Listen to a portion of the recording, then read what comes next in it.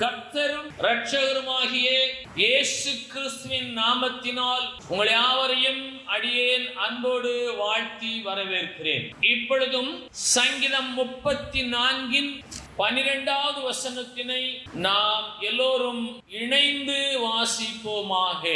நன்மையை காணும்படி ஜீவனை விரும்பி நீடித்த நாட்களை அபேட்சிக்கிற மனுஷன் யார் என்று வேதம் நம்மை பார்த்து ஒரு கேள்வியை கேட்கிறது.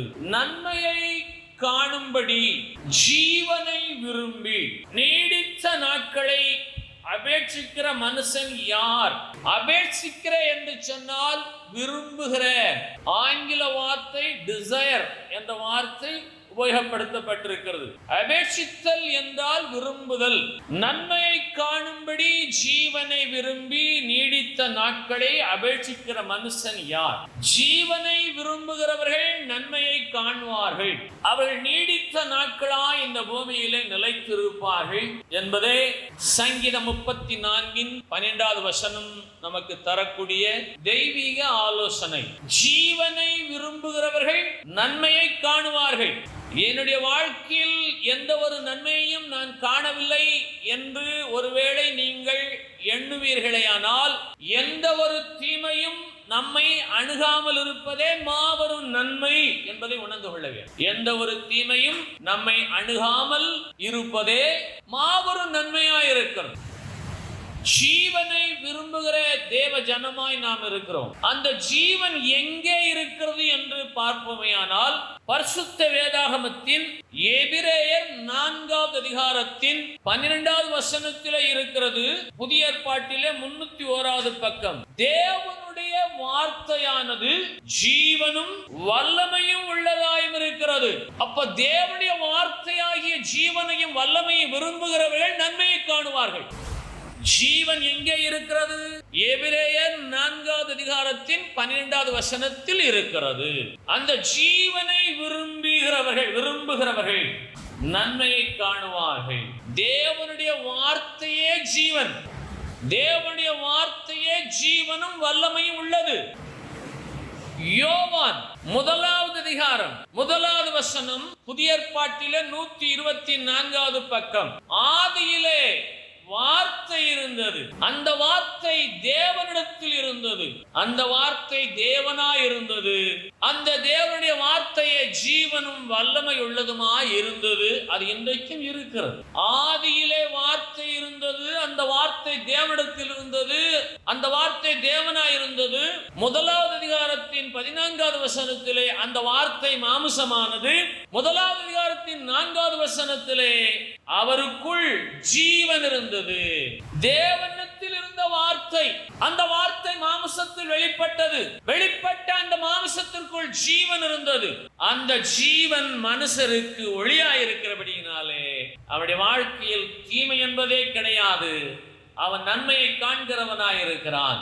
ஆகவே ஜீவனை விரும்பி நன்மையை காணும்படி நீடித்த நாட்களை அபேட்சிக்கிற மனுஷியாக நீங்கள் மாறும்படிக்கு தேவனுடைய வார்த்தை உங்களுக்கு ஜீவனாயிருக்கிறது. அந்த வார்த்தை தேவனிடத்தில் இருந்தது, அந்த வார்த்தை தேவனாகவே இருந்தது, அந்த வார்த்தை மாம்சத்திலே வெளிப்பட்ட இயேசுவாய் இருக்கிறது. அவருக்குள் ஜீவன் இருக்கிறது. இயேசுவுக்குள் ஜீவன் இருக்கிறது. 1 யோவான் 1வது அதிகாரம் 1வது வசனம், புதிய ஏற்பாட்டிலே 325வது பக்கம். ஆதி முதல் இருந்ததும் நாங்கள் கேட்டதும் எங்கள் கண்களினால் கண்டதும் நாங்கள் நோக்கி பார்த்ததும் எங்கள் கைகளினாலே தொட்டதுமாயிருக்கிற ஜீவ வார்த்தை குறித்து உங்களுக்கு அறிவிக்கிறோம். அந்த வார்த்தை கர்த்தராகிய இயேசுவே. அவரே ஜீவ வார்த்தை, தேவனுடைய வார்த்தை, ஜீவனும் வல்லமையும் உள்ள வார்த்தை. அந்த வார்த்தை ஆதியில இருந்த வார்த்தை, அது தேவனிடத்தில் இருந்த வார்த்தை. அந்த வார்த்தை தேவனாகவே இருந்தது. அந்த வார்த்தை ஏற்ற காலத்திலே மாம்சமானது. அந்த மாம்சமான இயேசுவுக்குள்ளே ஜீவன் இருந்தது. அந்த ஜீவன் மனுஷருக்கு ஒளியாயிருக்கிறது. ஆகவே இயேசு சொல்லுகிறார், நான் உலகிற்கு ஒளியாயிருக்கிறேன். என்னை பின்பற்றுகிறவன் இருளிலே நடவாமல் ஜீவ வழியை அடைந்திருப்பான். ஜீவனை விரும்புகிறவர்கள் நன்மையை காண்பார்கள். ஜீவன் எங்கே இருக்கு என்று சொன்னால் தேவனுடைய வார்த்தையில் இருக்கிறது என்று எபிரேயர் 4:12 சொல்லு. தேவனுடைய வார்த்தையானது ஜீவனும் வல்லமையும் உள்ளது. ஆகவே அந்த வார்த்தை நமக்கு ஒளியாய் இருக்கிறது. ஆகவே இயேசு சொல்லுகிறார் யோவான் 14:6 அதற்கு இயேசு, நானே வழியும் சத்தியமும் ஜீவனுமாய் இருக்கிறேன் என்று சொல்லுகிறார். ஏன்? அவருக்குள் ஜீவன் இருக்கிறது. அந்த ஜீவன் மனுஷருக்கு ஒளியாய் இருக்கிறது. அந்த ஒளியிலே வழியை கண்டு சத்தியத்தில் நடக்க அவரே ஜீவனாயிருக்கு. ஆகவே யோவான் 14:6 இயேசுவே நமக்கு வழியும் சத்தியமும் ஜீவனுமாயிருக்கிறார். அவர் தேவனுடைய வார்த்தையாயிருக்கிறார். அந்த வார்த்தை மாம்சமாக இருக்கிறார். அவருக்குள்ளாக ஒளி இருக்கிறது, ஜீவன் இருக்கிறது. ஆகவே அவரை விரும்புகிறவர்கள், ஜீவனை விரும்புகிறவர்கள் என்று சொன்னால் கர்த்தராகிய இயேசு விரும்புகிறவர்கள் நன்மையை காண்பார்கள். நீடித்த நாட்களாய் இந்த பூமியிலே நிலைத்திருப்பார்கள். நான் விரும்புகிறேனே, நான் விரும்பித்தானே அவரை பின்பற்றுகிறேன் என்று நீங்கள் சொல்லலாம். இதற்கு இணையான ஒரு அற்புதமான வசனம் 1 பேதுரு 3:10 பக்கம் 320 புதிய ஏற்பாட்டிலே, ஜீவனை விரும்பி நல்ல நாட்களை காண வேண்டும் என்று இருக்கிறவன் பொல்லாப்புக்கு தன் நாவையும் கபடத்துக்கு தன் உதடுகளையும் விலக்கி காத்து என்று வேதம் சொல்லுகிறது. சங்கீதம் 34:12 நன்மையை காணும்படி ஜீவனை விரும்பி நீடித்த நாட்களே அபேசிக்கிற மனுஷன் யார்? 1 பேதுரு 3:10 ஜீவனை விரும்பி நல்ல நாட்களை காண வேண்டும் என்று இருக்கிறவன், நல்ல நாட்களை காண வேண்டும் என்று விரும்புகிறவள் என்ன செய்ய வேண்டும்? பொல்லாப்புக்கு தன் நாவையும் கபடத்துக்கு தன் உதடுகளையும் விலக்கி காக்க வேண்டும். அப்பொழுது அவர்கள் நன்மையை காண்பார்கள், அவர்கள் நல்ல நாட்களை காணுவார்கள், அவர் நீடித்த நாட்களை நிலைத்திருப்பார்கள். ஆகவே மீண்டுமாக சங்கீதம் 34:13 சொல்லுகிறது, உன் நாவை பொல்லாப்புக்கும் உன் உதடுகளை கபட்டு வசனிப்புக்கும் விலக்கி காத்துக்கொள். நான் ஜீவனை விரும்புகிறேன், வார்த்தையாகிய இயேசுவை நான் விரும்புகிறேன். அவருடைய ஜீவன் எனக்குள்ளாக இருக்கிறது. அவர்கள் வழியிலே நான் நடக்கிறேன். அவரே என் சத்தியம், அவரே என் ஜீவன் நீங்கள் சொல்லியும் உங்கள் நாவிலே பொல்லாப்பு இருந்தால், பொல்லாதவைகளை பேசுகிற நாவு, உங்கள் உதடுகளிலே கபடு இருந்தால் அவைகளை விலக்கி காத்து நீங்கள் நன்மையை காண்பீர்களாக, நல்ல நாட்களை காண்பீர்களாக, நீடித்த நாட்களாக நிலைத்திருப்பீர்களாக. ஆகவே இன்றைக்கு உங்களுடைய நாவிலே வார்த்தையாகிய, ஜீவனாகிய, ஒளியாகிய, வல்லமை நிறைந்த இயேசு என்ற வார்த்தை மாத்திரமே காணப்படுவதாக. அப்பொழுது நன்மையை காண்பீர்கள், அப்பொழுது நல்ல நாட்களை காண்பீர்கள், அப்பொழுது நீடித்த நாட்களை நீங்கள் நிலைத்திருப்பீர்கள். ஆகவே 1 பேதுரு 3:10 சங்கீதம் 34:13 உன் நாவை பொல்லாப்புக்கும் உதடுகளை கபட்டு வசனிப்புக்கும் விலக்கி காத்துக்கொள் என்று கர்த்தர் சொல்லுகிறார். மத்தேயு 4:3 மற்றும் 4 அப்பொழுது சோதனைக்காரன் அவரிடத்தில் வந்து, நீர் தேவனுடைய குமாரனேயானால் இந்த கல்லுகள் அப்பங்களாகும்படி சொல்லும் என்றான். அவர் பிரதியுத்தரமாக, மனுஷன் அப்பத்தினாலே மாத்திரமல்ல தேவனுடைய வாயிலிருந்து புறப்படுகிற ஒவ்வொரு வார்த்தையினாலும் பிழைப்பான் என்று எழுதியிருக்கிறதே என்றார். வார்த்தையாகிய கடவுள் தன் வார்த்தையினாலே பொல்லாதவனை ஜெயித்ததை வேதம் சொல்கிறது. ஆதியில இருந்த வார்த்தை, மாம்சத்திலே வெளிப்பட்ட வார்த்தை, அந்த வார்த்தையாகிய இயேசு சொல்லுகிறார், மனுஷன் அப்பத்தினாலே மாத்திரமல்ல தேவனுடைய வாயிலிருந்து புறப்படுகிற ஒவ்வொரு வார்த்தையினாலும் பிழைப்பார். உங்களுடைய வாயில இருந்து புறப்படுகிற வார்த்தை தேவனுடைய வார்த்தையாக இருக்குமையானால் நீங்கள் நன்மையை காண்பீர்கள், நீங்கள் நல்ல நாட்களை காண்பீர்கள், நீங்கள் நீடித்த நாட்களை நிலைத்திருப்பீர்கள்.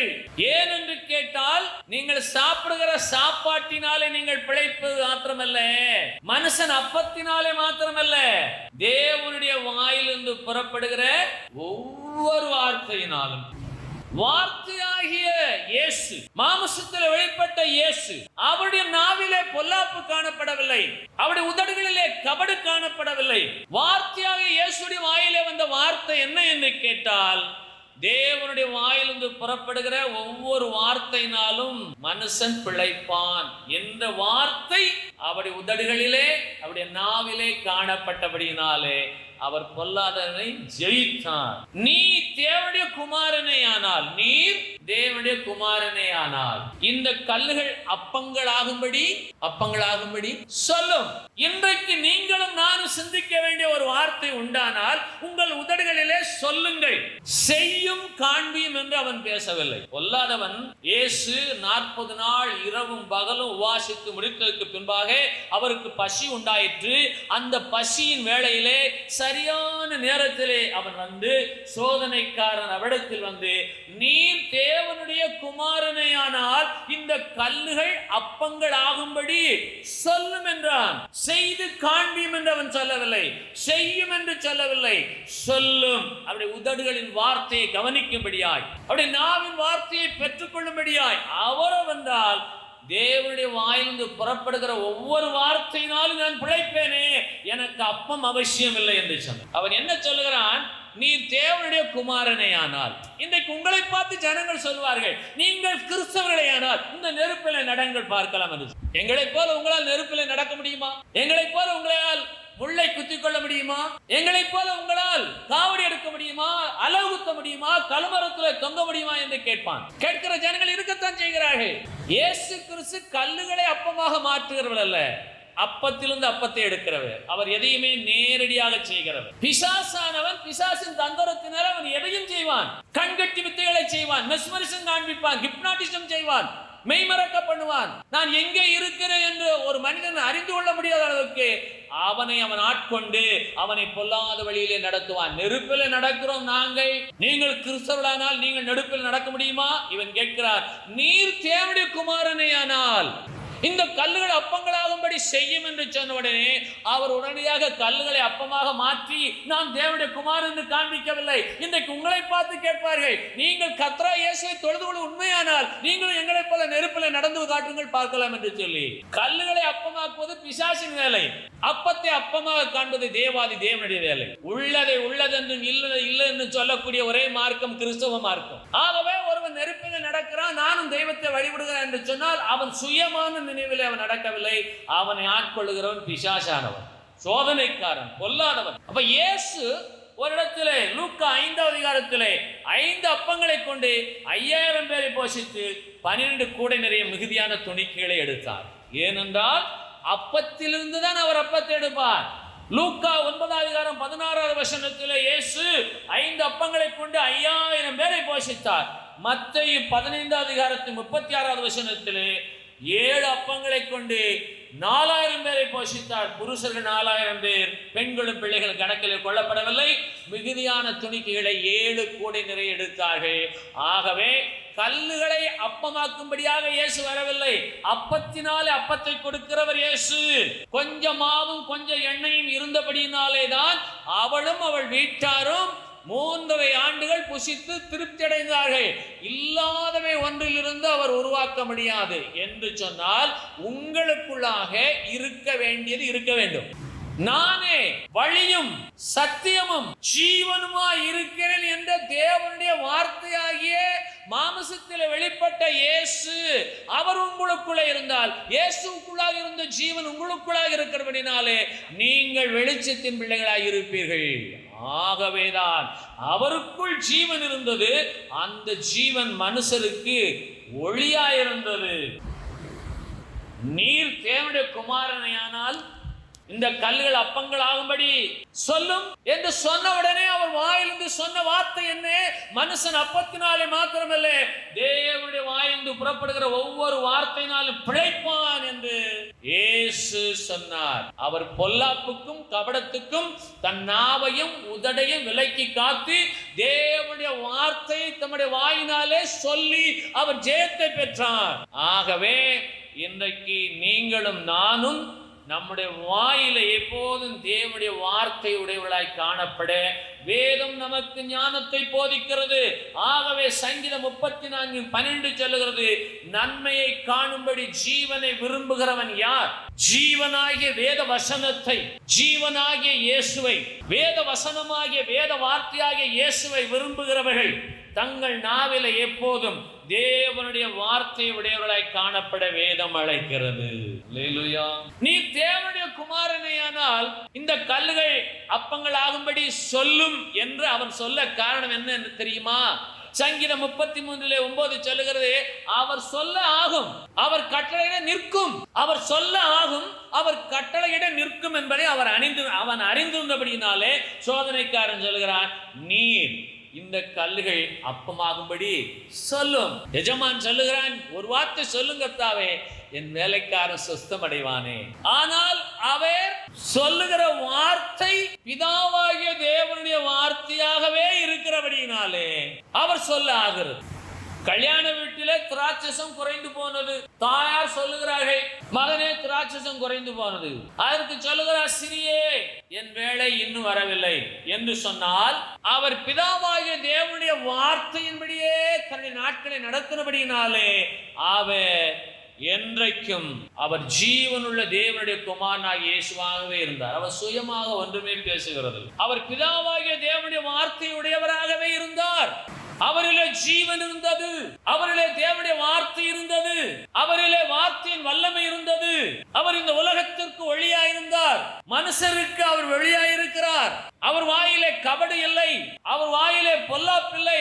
அவர் வாயிலே எப்போதும் தேவனாகிய கர்த்தருடைய வார்த்தை இருந்தபடியினாலே அவர் சொல்லுகிறார், மனுஷன் அப்பத்தினாலே மாத்திரமில்லை தேவனுடைய வாயிலிருந்து புறப்படுகிற ஒவ்வொரு வார்த்தையினாலும் பிழைப்பான் என்று எழுதியிருக்கிறதே. எங்கே எழுதியிருக்கிறது என்று சொன்னால் உபாகமம் 8வது அதிகாரத்தின் 3வது வசனத்தில் எழுதியிருக்கிறது. என்றால் கர்த்தராகிய இயேசு அந்த வேத வசனங்களை எல்லாம் அறிந்திருந்தபடியினாலே தேவனுடைய வார்த்தையை தம்முடைய வாயினாலே அறிக்கிட வாய்ப்பாயிருந்தது. ஆகவே நீங்கள் இன்றைக்கு உங்கள் வாயினாலே தேவனுடைய வார்த்தையை அறிக்கையிடத்தக்கதாக நீங்கள் எவ்வளவாய் கர்த்தருடைய வார்த்தையை அறிந்தவர்களாய் இருக்கிறீர்கள் என்ற கேள்விக்கு நீங்களே பதில் சொல்ல முடியும். மனுஷன் அப்பத்தினாலே மாத்திரமல்ல தேவனுடைய வாயிலிருந்து புறப்படுகிற ஒவ்வொரு வார்த்தையினாலும் பிழைப்பான் என்று எழுதியிருக்கிறது என்று இயேசு சொல்லுவாரேயானால் அது எங்கே எழுதியிருக்கு என்பதை அவர் அறிந்திருந்தார். உபாகமம் 8:3 அறிந்திருந்தார். அவர் அதை படித்து வாசித்து தெளிந்த சிந்தையோடு அவர் ஏற்றுக்கொண்டிருந்தார். ஆகவே எழுதியிருக்கிறது என்று சொன்னால் அவர் அதை படித்திருந்தார். நாமும் அவருடைய வார்த்தை படித்திருக்க வேண்டும். நீ தேவனுடைய குமாரனேயானால் இந்த கல்லுகள் அப்பங்களாகும்படி சொல்லும் என்று சொல்ல காரணம் பொல்லாதவனும் தெரிந்திருந்தான். அவர் சொல்ல ஆகும், அவர் கட்டளையிட நிற்கும் என்று சொல்லி அந்த பொல்லாதவன் வார்த்தையினாலே அவரை மடக்க பார்க்கிறான். இயேசு தேவனுடைய வார்த்தையினாலே அவனை ஜெயிக்கிறார். கவனிக்க வேண்டிய இடம் இதுதான். இந்த கல்லுகள் அப்பங்களாகும்படி சொல்லும் என்று பிசாசானவன் சொல்ல காரணம் அவர் சொல்ல ஆகும், அவர் கட்டளை நிற்கும். ஆனால் அவர் அப்படி சொல்லுவாரா? கல்லுகள் அப்பம்படி அவர் சொல்ல மாட்டார்.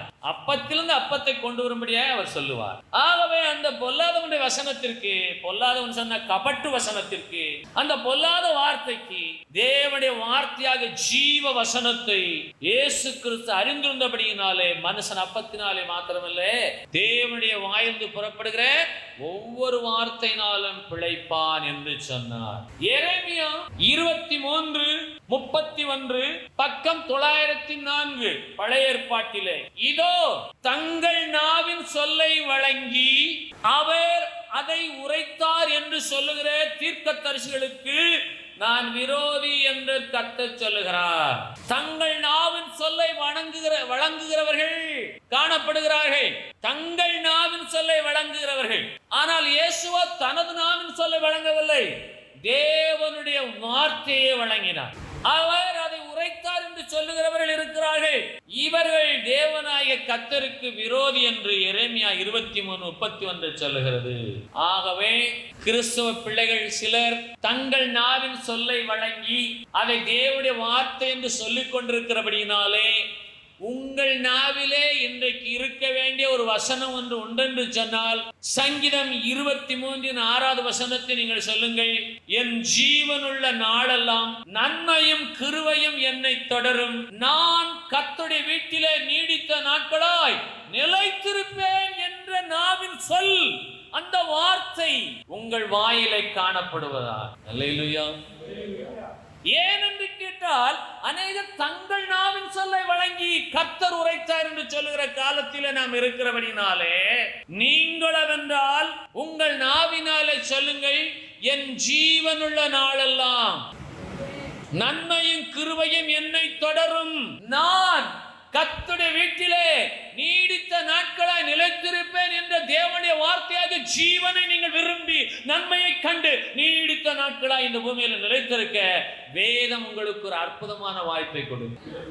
யார் யாரோ வந்து உங்களுக்கு தீர்க்க தரிசனம் எல்லாம் உரைக்கலாம், சொப்பனங்களுக்கு விளக்கம் சொல்லலாம். இயேசு சொல்லுகிறார், தேவனுடைய வாயிலிருந்து புறப்படுகிற ஒவ்வொரு வார்த்தையினாலும் மனுஷன் பிழைப்பான் என்று எழுதியிருக்கிறது. அதே போல வேதத்தில் எழுதியிருக்கிறது, என் ஜீவனுள்ள நாளெல்லாம் நன்மையும் கிருபையும் என்னை தொடரும். நான் கர்த்தருடைய வீட்டிலே நீடித்த நாட்களை நிலைத்திருப்பேன். ஜீவனை விரும்பி நன்மையை காணுவேன். என் நாட்கள் நல்லவைகளாய் காணப்படும். பொல்லாப்பு என் நாவிலே இல்லை, கபடம் என் உதடுகளிலே இல்லை. தேவனுடைய வார்த்தை என் வாயிலே இருக்கு, உதட்டிலே இருக்கிறது என்று சொல்லுகிற தேவ பிள்ளையா நீங்கள் காணப்படும்படிக்கு இன்றைக்கு நீங்கள் ஜீவனை விரும்புவது உண்மையானால், சங்கீதம் 23:6 வசனத்தை நீங்கள் உங்கள் உதடுகளினாலே உங்கள் வாயினாலே அறிக்கையிட நீங்கள் ஆயத்தமாகுங்கள்.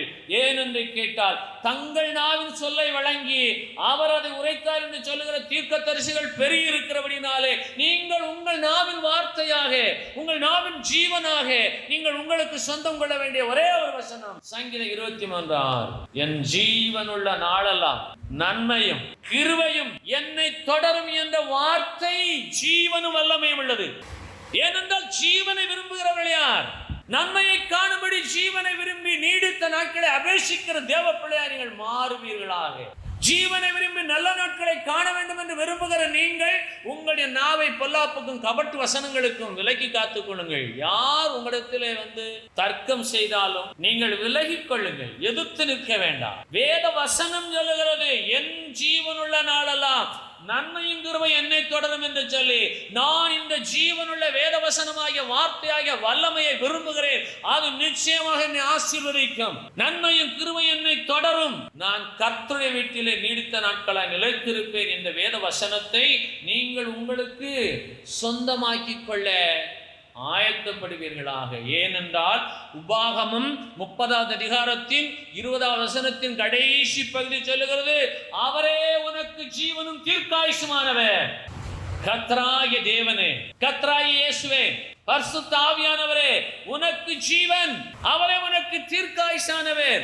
ஆகவே இயேசு சொல்லுகிறார் யோவான் 11:25, நானே உயிர்த்தெழுதலும் ஜீவனுமாயிருக்கிறேன். யோவான் 6:63 அவர் சொல்லுகிறார், நான் உங்களுக்கு சொல்லுகிற வசனங்கள் ஆவியாயும் ஜீவனாயும் இருக்கிறது.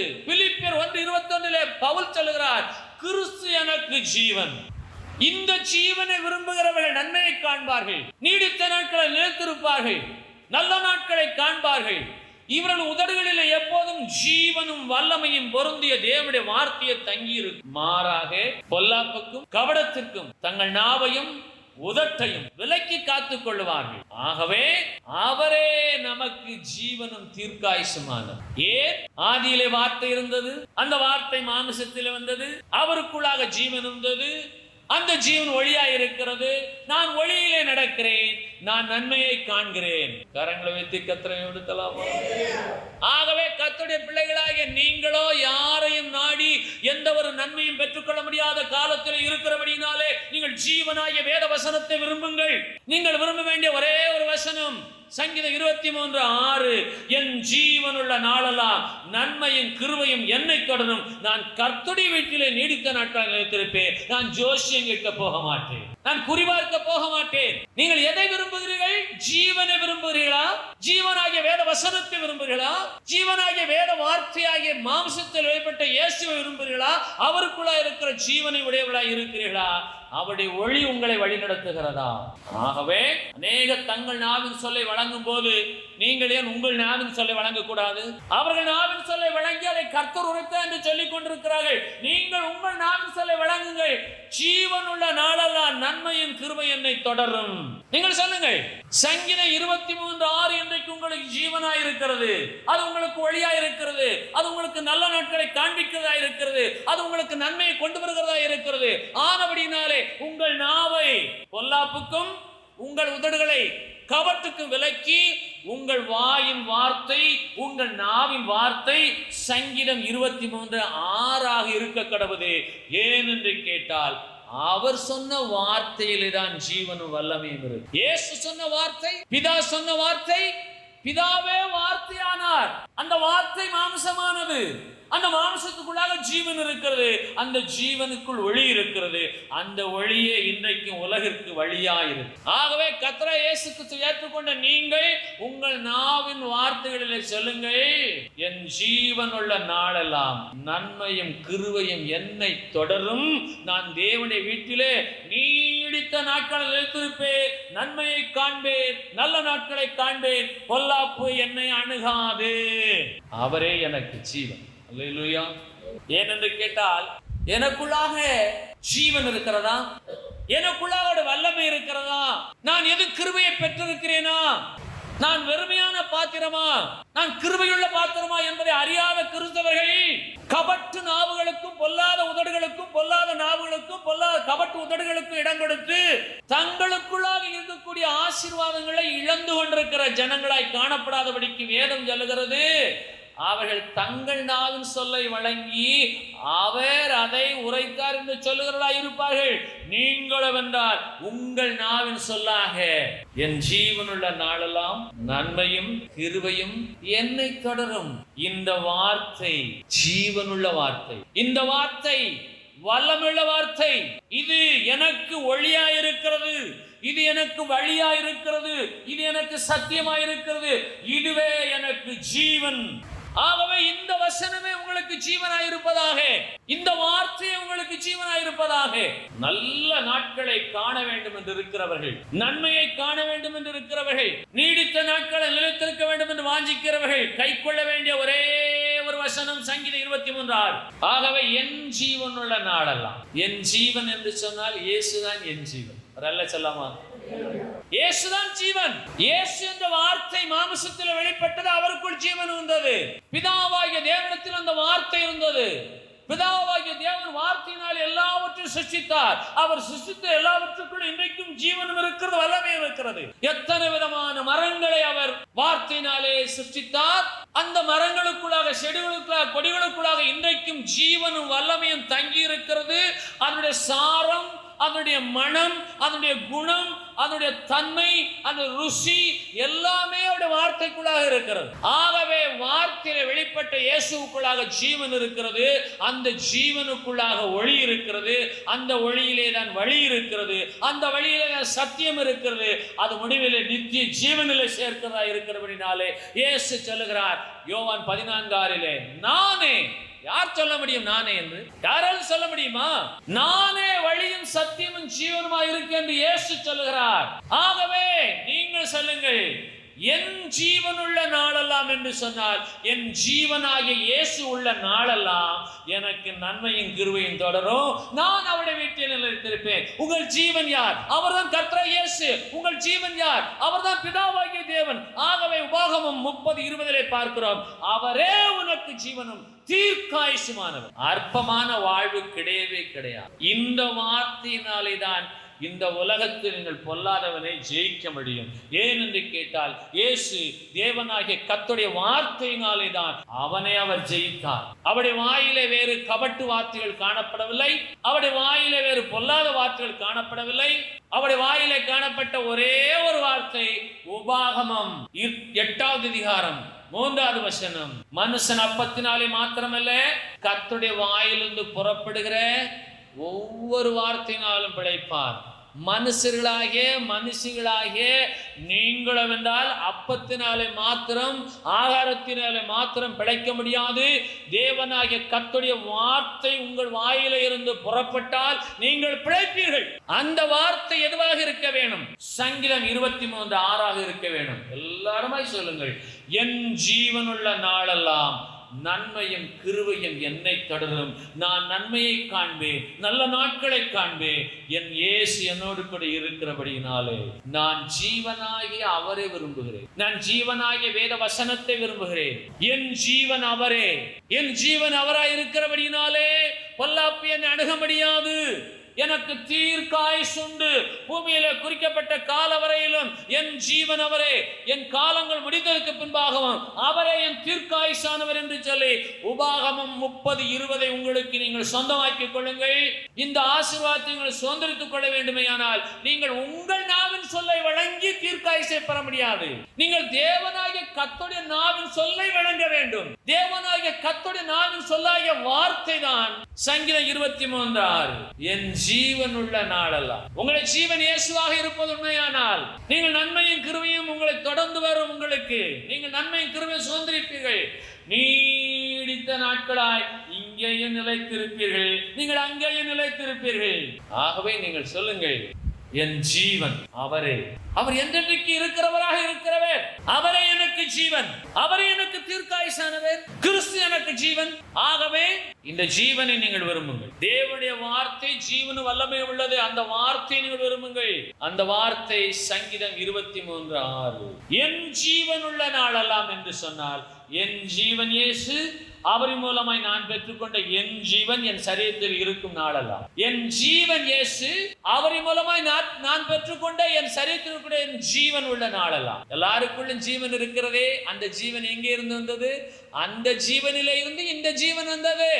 அந்த ஜீவன் உள்ள நாளெல்லாம், என் ஜீவன் உள்ள நாளெல்லாம் எனக்கு நன்மையும் கிருபையும் தொடரும். காரணம், நான் ஜீவனை விரும்புகிறேன். அந்த ஜீவன் எது? தேவனுடைய வார்த்தை. அந்த வார்த்தை யார்? மாம்சத்தில் வெளிப்பட்ட இயேசு. அந்த இயேசு யார்? அவருக்குள்ளாக ஜீவன் இருக்கிறது.